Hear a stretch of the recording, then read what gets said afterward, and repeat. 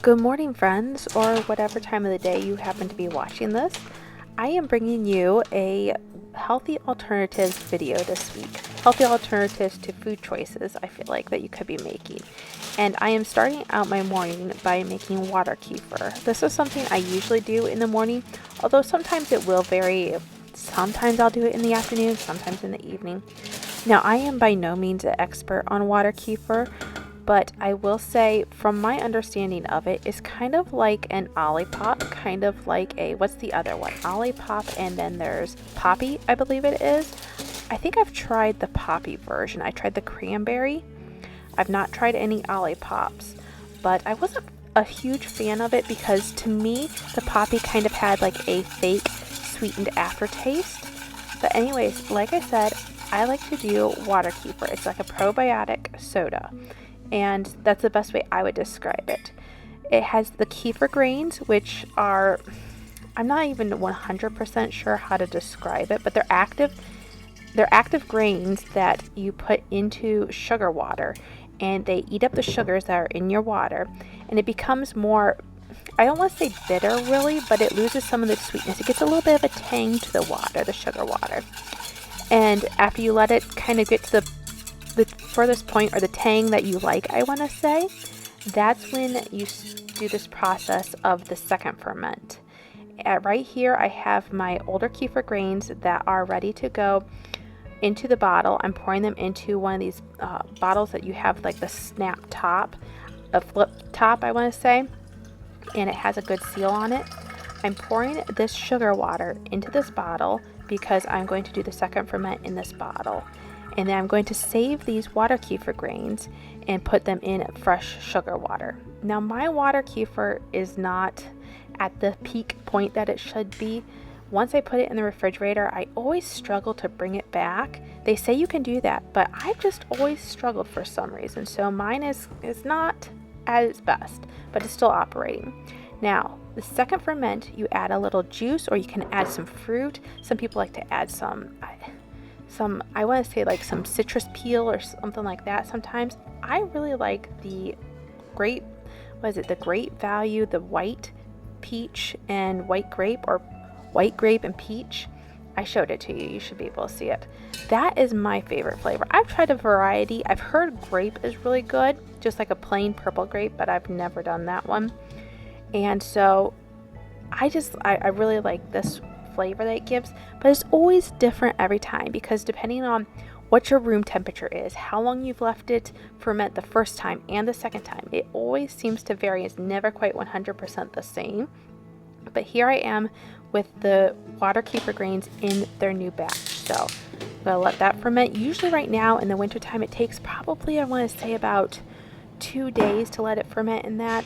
Like I said, if I had better active grains, it would probably ferment just a little bit faster. In the summertime, I can hardly keep up with it. Okay, we're moving on. We are making one of my favorite healthy alternatives. I will say I can really get down with this one. To me, well, I want to just introduce it to you. It's called yogurt bark. You guys may have used this before, but to me it's kind of newer, and I absolutely love it because I am an ice cream-aholic. I love my ice cream, but I shouldn't always be having it. So I feel just like this is a little bit healthier of an alternative. I take some plain Greek yogurt, some peanut butter, and some honey, and I just kind of mix that up. I mix it according to how I like it. Now, the original recipe, which I will link down below, I will link all these recipes below. The original recipe, though, calls for less peanut butter and less honey, and it's not as good to me. So I make it probably a little less healthy by adding those extra, calorie type things in there. But it's still pretty good. I feel like it's better than regular ice cream. So I am mixing this up, and I'm going to use semi-sweet chocolate chips here I am tasting it just to see if I got my peanut butter honey ratio right. And as you can see, I want to add more honey, and I forget that I don't have the lid completely screwed on. Oops, that's a little mess that I'll clean up. But anyways, just remixing it. Now, like I was saying, I'm going to add semi-sweet chocolate chips melted on top. So I like to do, once again, the recipe calls for, I think, like half a cup. I like to add more because you can never have too much chocolate, in my opinion. If you know, you know. So I probably do about just maybe shy of 3/4 of a cup. And I microwave this on about 50 to 60% power. I do it for about 20 to 30-second intervals, and gradually until I get that to the consistency that I want, till it's a really runny consistency. While I'm periodically melting that chocolate on and off again, I am going to spread out this yogurt consistency, this peanut butter yogurt, and just try to get it in a nice even distribution across this tray. Some of you may like it thicker, some of you may like it thinner. There's a certain ratio that I like my yogurt to chocolate. Do I always get it perfectly? No. But there is a pretty good ratio that I like that you'll see at the end of this video, so stay tuned for that. It's like my perfect ideal piece. Anyway, so here I am. The chocolate has come out of had beeped out of the microwave. I'm just stirring it, restarting it again. Once again, I continue to do this for quite a period of time. And so once again, just going back, multitasking, you know, that's what I like to do. Idle hands, I don't do well with it sometimes.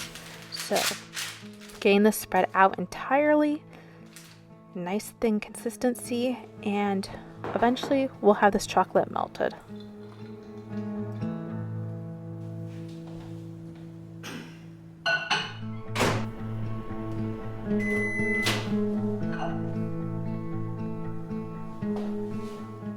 Alright, we have finally gotten the chocolate to a consistency that's good for spreading, and I like to work at this at like a half a tray's pace at a time, if that makes sense. So I spread the chocolate out, but I don't like to do the entire tray. I found that if I do that, the chocolate kind of sets up and seizes up, freezes up, whatever you want to call it, and it just doesn't spread as well. But if I work on like half a tray at a time, it just seems to spread a little bit more smoothly.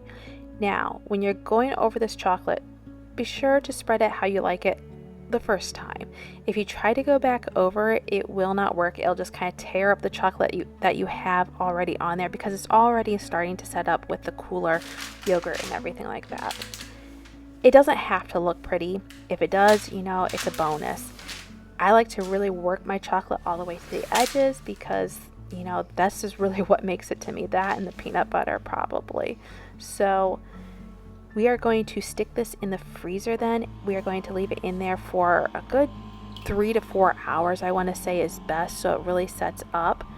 I put it in my deep freeze downstairs in the basement, and that's what I like to do. I can even leave it in there like overnight and everything, come back the next day and get it. The next thing we are making then are some oatmeal muffins.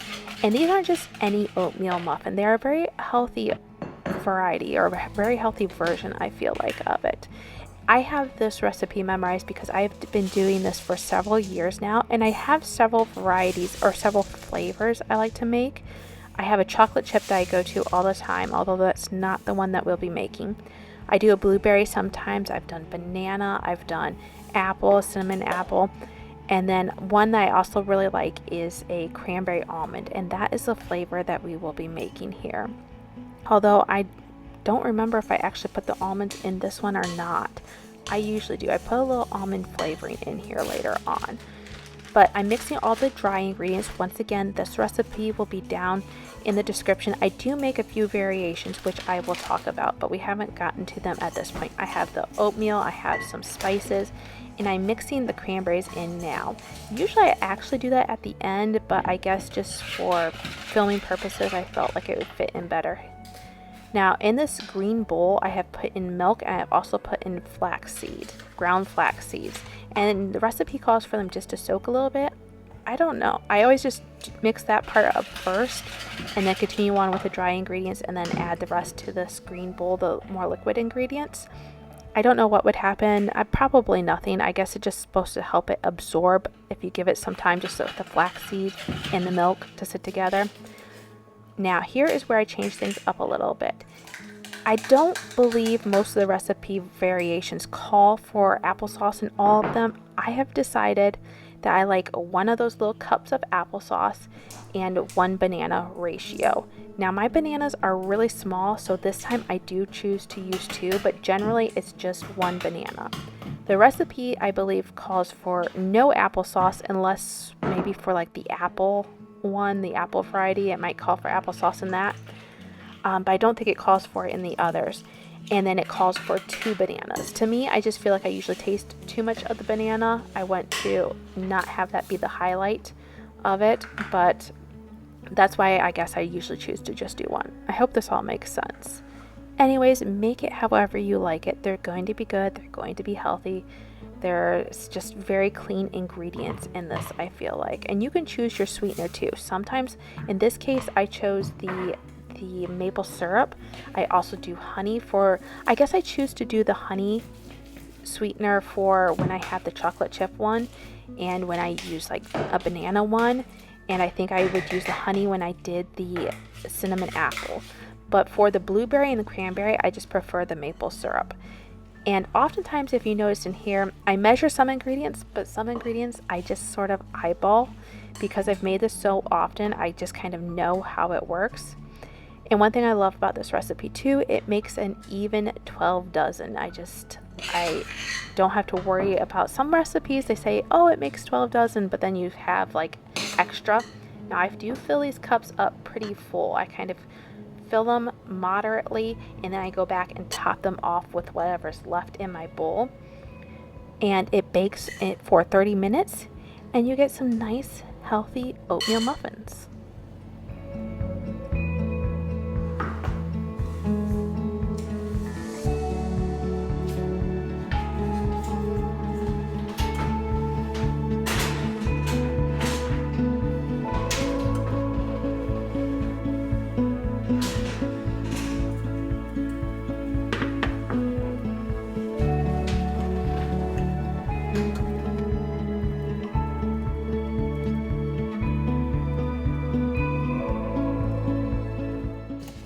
Now moving on to another recipe that is heavy in the oats. We are going to be making granola. Now I have always loved an oat type of cereal, a granola type of cereal.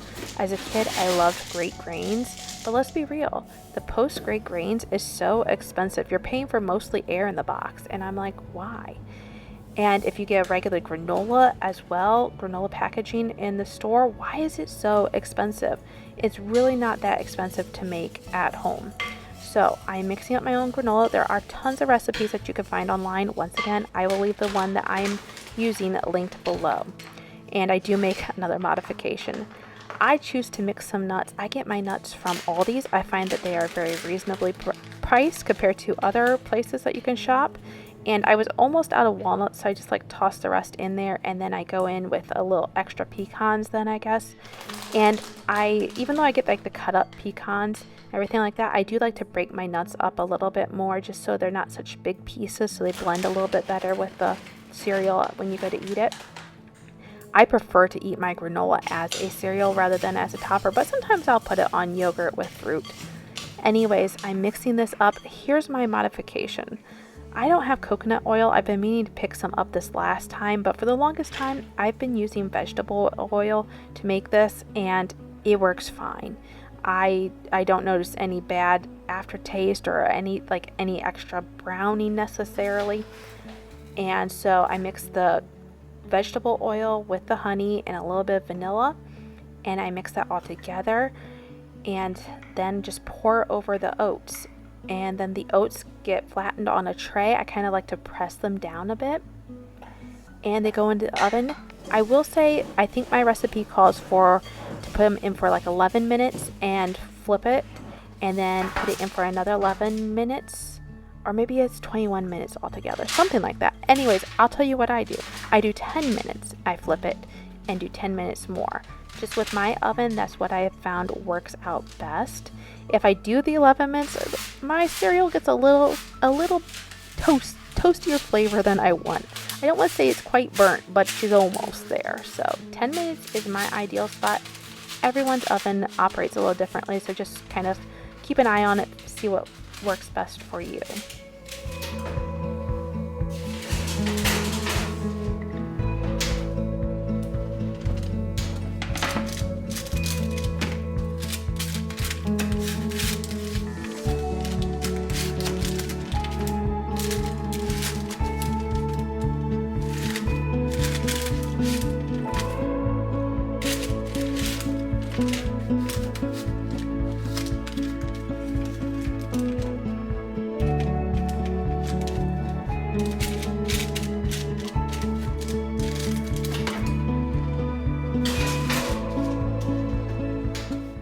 And here my granola is all toasty. I let it cool on the tray without touching it until it's completely cool, basically. That way you get the clusters. If you were to like kind of stir it around right after it comes out of the oven, I don't think it would really stay in the clusters, and that's why I like. Now I usually break my granola up with my hands, but for some reason I started doing it with a spoon because I eventually use a spoon to help scoop it up, but I don't usually use it to help break it up. And that was a mistake because it tore up my parchment paper that's underneath. And so I'm scooping initially this into with a wide mouth like funnel type thing into my mason jar, and later I pick up the paper and pour it in. You don't see that because I created such a mess because I used that spoon. It, like I said, it tore up my parchment paper and I kind of had cereal falling all over the place. But I just love this. Now usually I like to add like raisins or cranberries to my granola in the morning and just pour out some milk over it, and it's beautiful breakfast. Absolutely love it. Here are my muffins then that I'm just going to, this is how I store them. I put them in a gallon Ziploc bag and I plop it in the freezer unless I'm going to be using some right away. Usually I keep about 4 in the refrigerator at a time and use those up, but 12 fit pretty good, pretty snug in a bag. And then I just like to keep it in these bags because it takes up less space in my freezer. Now we have the yogurt part. It has been sitting in my freezer all day and ready to cut it up. Now I have found what works best for me is to put it on a cutting block because you're going to get pretty aggressive with this knife here, and I like to score it first. So I make little marks in my yogurt kind of where I want to divide it into bite-sized pieces, and then I can go through and actually cut it. If I just try to cut it right away, I don't know, I just find that the knife has a more difficult time going through. You do you, find what works best for you, but this is just the method that I prefer. And once again, like I said, this stuff is so delicious. I make so much of this, but I feel like it's just such a great alternative to ice cream. Now, don't get me wrong, I will still eat my ice cream. The girl loves her ice cream. But I recommend, if you love ice cream as much as I do, give this a try if you're looking for something better.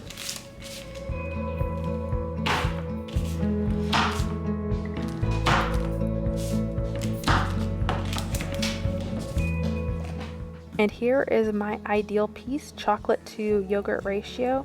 It's wonderful. Alright, that is all I have for you today. I hope you enjoyed this video. And until I see you again in the next one, have a wonderful day. Bye, friends.